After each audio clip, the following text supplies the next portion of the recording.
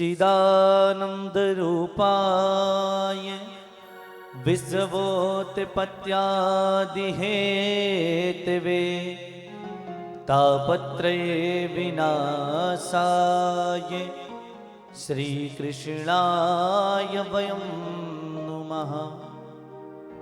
कल हमने महाभारत की पावन कथा प्रसंग को सुना। महाभारत के पावन कथा प्रसंग को सुना। देखिए, संसार का सबसे पहला मानव कौन है? सृष्टि का सबसे पहला मानव कौन है? भागवत जी में बताया गया कि संसार का सबसे पहला मानव कौन है। तो श्री रामचरितमानस में प्रातः स्मरणीय वंदनीय गोस्वामी तुलसीदास जी महाराज कहते हैं, स्वयं भूप मनु और सतरूपा तिनते बै नर सृष्टि अनूपा। जय हो।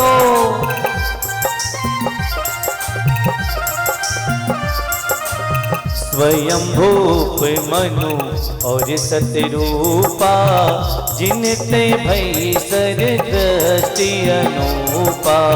स्वयं भूप मनु और सतरूपा जिनते भई नर सृष्टि अनूपा।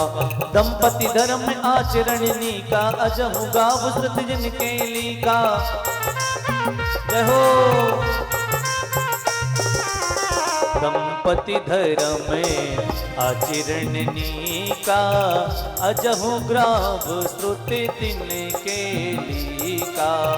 दंपति धर्म आचरणनी का अजहु ग्राव श्रुति जिनके लीका।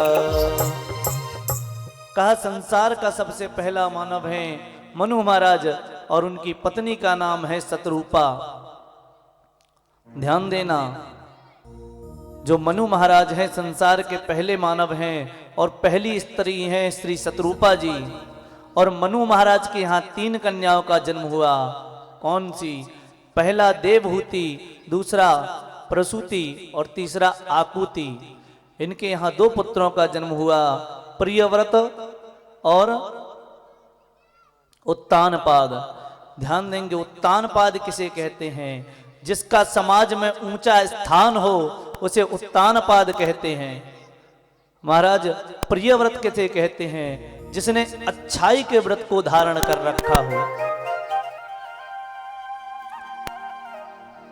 मनु महाराज की 3 कन्याएं हैं। देवहूति का विवाह महर्षि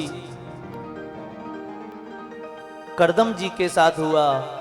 आकुति का विवाह रुचि प्रजापति के साथ हुआ और प्रसूति का विवाह महाराज दक्ष के साथ हुआ। भगवान ध्यान देना,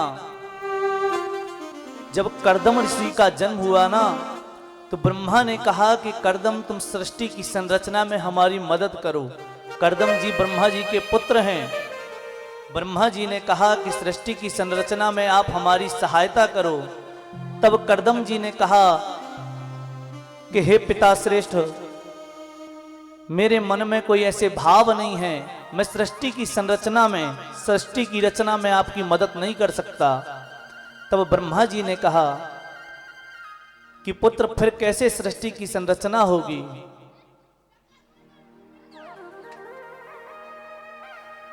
तब कर्दम ऋषि ने कहा कि हे पिता श्रेष्ठ, आपने मुझे चिंतन करके पैदा किया है, तपस्या के द्वारा प्रकट किया है, तो महाराज मेरा मन भी तपस्या का है।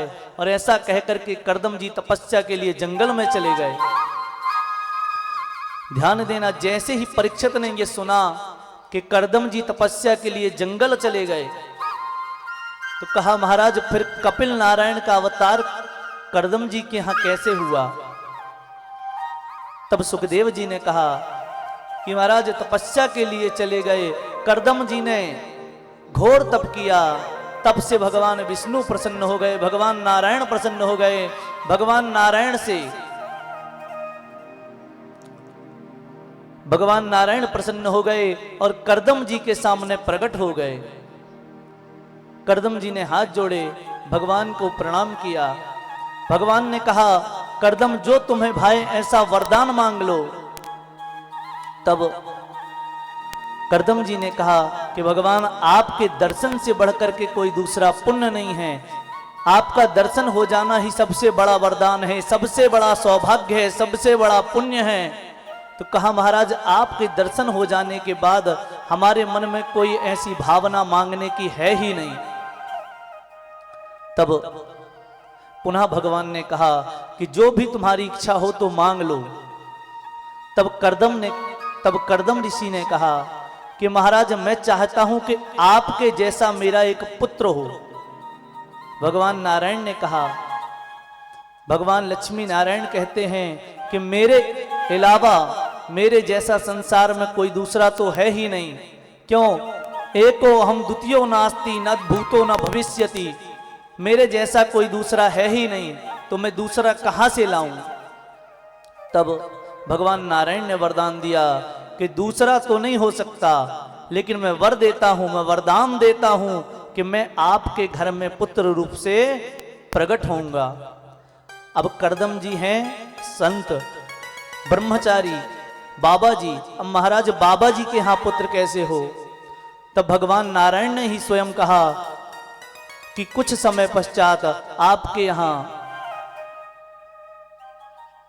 स्वयं भूप मनु जी अपनी पुत्री देवहूति को लेकर के आएंगे, आप उनसे विवाह कर लेना और आपके पुत्र के रूप में मैं जन्म लेकर के आऊंगा। तब कर्दम जी ने देवहूति से विवाह किया। ध्यान देना, जैसे ही कर्दम जी का विवाह हुआ, आज तक इन्होंने स्त्री को नहीं देखा। कर्दम जी ने ब्रह्मचर्य यह कहलाता है कि आपके सामने से कौन जा रहा है, अभी तक इनने स्त्री को देखा नहीं, ये स्त्री को जानते ही नहीं, स्त्री होती कैसी है। कर्दम जी ने जैसे ही स्त्री को देखा, देखते ही भगवती जगदम्बा का ध्यान आ गया। कर्दम जी ने सोचा कि जब ये साधारण स्त्री इतनी सुंदर है, इतनी शक्ति संपन्न है, इतनी पति की सेवा करने वाली है, तो महाराज भगवती जगदम्बा कैसी होंगी। कर्दम जी की उसी समय समाधि लग गई। महाराज कर्दम जी की समाधि लग गई, बहुत समय व्यतीत हो गया। एक दिन अनायास ही कर्दम जी की समाधि खुल गई। कर्दम जी ने सामने देखा कि एक वृद्ध महिला बैठी हुई है। कर्दम जी ने हाथ जोड़े, कहा देवी आप कौन, आप कौन हैं, आपका क्या परिचय है। उस महिला ने, उस माता ने हाथ जोड़े और कहा, हे स्वामी मैं आपकी पत्नी देवहूति हूं, आपसे मेरा विवाह हुआ था, लेकिन विवाह होते ही आपको आपकी समाधि लग गई, और अब जब आपकी समाधि खुली है तो आप मुझे पहचान नहीं पा रहे हैं। कर्दम जी के मन में बड़े दया भाव आया। कर्दम जी ने मन में सोचा कि ये कितनी पतिव्रता स्त्री है कि ये वृद्ध हो गई बैठे बैठे, लेकिन मेरी चरण सेवा नहीं छोड़ी। कर्दम जी ने जाकर के बिंदु सरोवर में स्नान किया है। पुनः कर्दम जी और देवहूति मैया नव यौवन हो गई हैं। ऐसी लग रही हैं देवहूति मैया जैसे 16 साल की हों। महाराज फिर कर्दम जी ने एक मन से चलने वाले विमान को बनाया। विमान पर बैठ करके कर्दम जी देवहूति माता भ्रमण करते रहे। भ्रमण करते करते 9 संतानों की उत्पत्ति हुई, 9 कन्याओं की उत्पत्ति हुई, और 10वें में भगवान कपिल रूप में अवतार लेकर के आए। बोले कपिल नारायण भगवान की जय। भगवान कपिल का अवतार हुआ। कर्दम जी वन को चले गए। जैसे कि कर्दम जी ने कहा था कि एक पुत्र के जन्म लेते ही मैं जंगल चला जाऊंगा। महाराज कर्दम जी जंगल चले गए। धीरे धीरे देवहूति मैया ने कपिल भगवान का पालन पोषण किया। एक दिन कपिल भगवान से देवहूति मैया ने पूछा,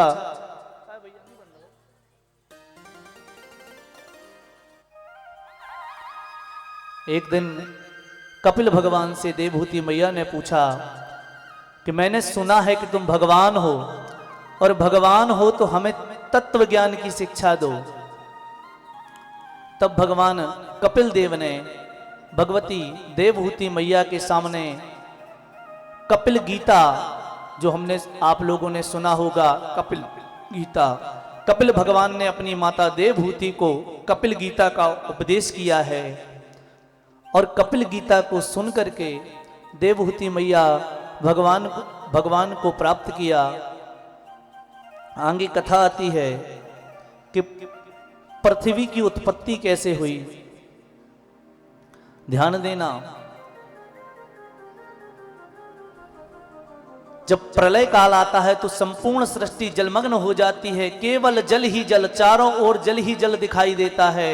और उस जल के ऊपर, उस प्रलयकालीन जल पर एक बट का पत्ता होता है। उस बट के पत्ते पर एक छोटा सा शिशु एक छोटा सा शिशु तैरता दिखाई देता है।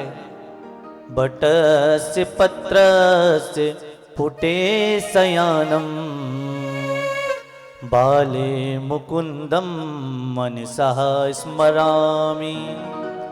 श्री कृष्ण गोविंद हरे मुरारी, हे नाथ नारायण वासुदेवा। तो कहा एक बट के पत्ते के ऊपर एक छोटा सा शिशु लेटा हुआ दिखाई देता है। और देखते ही देखते वह शिशु बड़ा हो जाता है। महाराज, जो वो बट का पत्ता है एक विशालकाय सर्प बन जाता है। वही कहलाते हैं शेष नारायण भगवान। और उनके ऊपर जो विराजमान रहते हैं वही कहलाते हैं लक्ष्मी नारायण भगवान। और जब नारायण भगवान का मन होता है तब उनकी नाभि कमल से एक कमल पैदा होता है, नाभि से एक कमल उत्पन्न होता है। और उस कमल पर ब्रह्मा का जन्म होता है। महाराज, ब्रह्मा इस सृष्टि की रचना करते हैं। इस प्रकार सृष्टि की संरचना होती है। हमने भगवान के 24 अवतार सुने। जब 24 अवतारों का वर्णन आया तब राजा परीक्षित ने सुखदेव जी से पूछा कि महाराज, भगवान ने ये 24 अवतार क्यों लिए?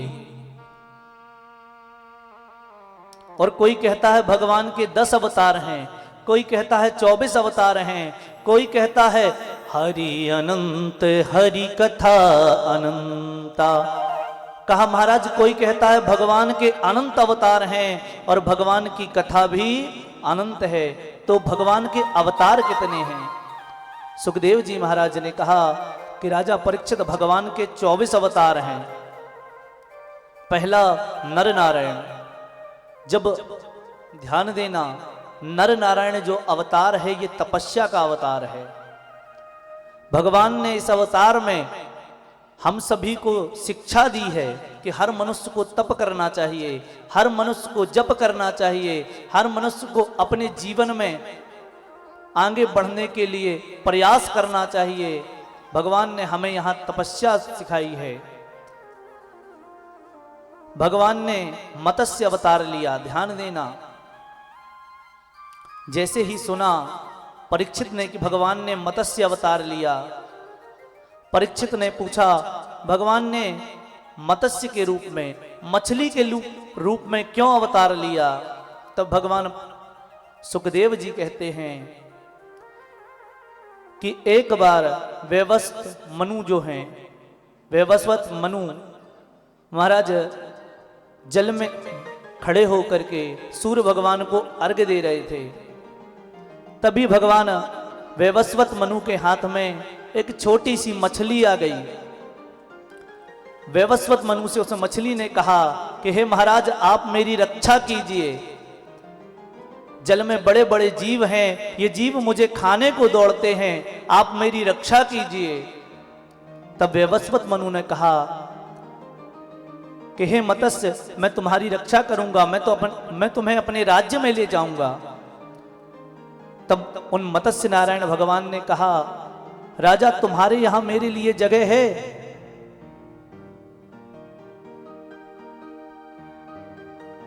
वैवस्वत मनु से भगवान ने कहा, क्या तुम्हारे यहां मेरे लिए जगह है? तब राजा ने, क्योंकि राजा है, बड़ा अधिकार जिसको भी मिल जाए तो ऐसा नहीं होता कि अभिमान ना आए। जितना बड़ा अधिकार मिलता है उतना ही बड़ा अभिमान बढ़ता जाता है। भक्तों ध्यान देना, यहां वैवस्वत मनु ने कहा कि आप छोटे से जीव हो, मेरा तो बहुत बड़ा राज्य है, आप छोटे से जीव हो, आपके लिए तो थोड़ी सी जगह लगना है। वैवस्वत मुनि ने हाथ में लिया उस मछली को और अपने राज्य में पहुंच गया। ले जाकर के एक छोटे से पात्र में छुड़वा दिया। रात भर के बाद जब राजा वहां पहुंचा तो उस मछली ने कहा कि महाराज ये पात्र मेरे लिए छोटा पड़ रहा है, कोई दूसरा पात्र मेरे लिए लाओ। राजा ने बड़े कुंड की व्यवस्था की, उसमें उस मछली को छुड़वा दिया। एक रात बीती, दूसरे दिन फिर उस मछली ने कहा ये राजन ये पात्र भी मेरे लिए छोटा पड़ रहा है और कोई स्थान मुझे दो। तीसरे दिन राजा ने उसे जलाशय में छुड़वा दिया। जैसे ही चौथे दिन सुबह राजा जलाशय में पहुंचा, उस मछली ने कहा राजन ये जलाशय भी मेरे लिए छोटा पड़ रहा है, कोई और व्यवस्था करो। राजा ने ले जाकर के उसे नदी में छुड़वा दिया। वो मछली नदी के आकार की हो गई। कहा राजन ये भी छोटी पड़ रही है, मेरे लिए और कोई व्यवस्था करो। तब राजा समझ गया। ध्यान देना महाराज, घमंड में कुछ दिखाई नहीं देता। ये बताइए एक दिन में कोई मछली इतने से इतनी हो जाए, उतने में समझना चाहिए ना कि ये कोई ना कोई अलौकिक जीव है। राजा ने फिर भी नहीं समझा और बड़े कुंड में डलवाया, उतनी हो गई, फिर भी राजा नहीं समझा। क्यों? क्योंकि राजा के मन में अपने राज्य का अभिमान है कि मेरा राज्य बहुत बड़ा है। महाराज जब राज्य छोटा पड़ गया, जब नदी छोटी पड़ गई, तब राजा को समझ में आया कि ये कोई अलौकिक जीव है। तब राजा सत्यव्रत मनु ने हाथ जोड़े और उन मत्स्य नारायण भगवान से कहा कि हे प्रभु आप कौन हैं? आप कोई अलौकिक जीव दिखाई पड़ते हैं, आप कोई साधारण मत्स्य नहीं हैं, आप कोई अलौकिक जीव हैं, आप कोई देवता हैं, आप कोई सिद्ध हैं, आप कोई मुनि हैं या साक्षात भगवान हैं। तब उस मछली ने कहा कि हे राजन तुमने मुझे पहचान लिया। भगवान ने उस मछली के रूप में अपने चतुर्भुज दर्शन दिए। राजा पहचान गए ये भगवान नारायण हैं। राजा ने दंडवत प्रणाम किया। भगवान नारायण ने राजा से कहा कि हे राजन आज के 7वें दिन प्रलय आएगा और प्रलय में ये सृष्टि जलमग्न हो जाएगी, तो इस सृष्टि के जलमग्न होने से पहले तुम सभी ऋषि मुनियों को, साधु संतों को और सभी बीजों को, सभी पक्षियों की जातियों को, सभी पशुओं की जातियों को, एक एक जातियों को ला करके नौका में सवार कर देना और मैं 7वें दिन आऊंगा। जब प्रलय काल में तुम्हारी नाव डूबने लगेगी तब मैं मत्स्य रूप में अवतार लेकर के आऊंगा और तुम्हारी नाव को प्रलयकालीन जल में चलाता जाऊंगा। और उसके बाद में जब प्रलय काल समाप्त हो जाएगा तुम पुनः सृष्टि की संरचना करना और उस काल के मनु तुम होगे। तो महाराज ऐसे भगवान ने नारायण अवतार लिया और अपने भक्तों की, औषधियों की और बीजों की भगवान ने रक्षा की। बोले लक्ष्मी नारायण भगवान की जय, भागवत महापुराण की जय। ध्यान देना, मैंने बताया महाराज जब आपका सम्मान आपको मिलना ज्यादा होता है तो धीरे धीरे आपके अंदर अभिमान आने लगता है। हमारी आपकी तो बात छोड़िए, भगवान के वाहन जो गरुण हैं वो तक इस अभिमान से नहीं बच सके। अच्छा ध्यान देना, आप गरुण घंटी बजाते हैं, घंटी में जो ऊपर बैठे हैं गरुण भगवान, ये घंटी क्यों बजाई जाती है या ये घंटी आई कहां से, घंटी कब बनी, ये मालूम है आपको?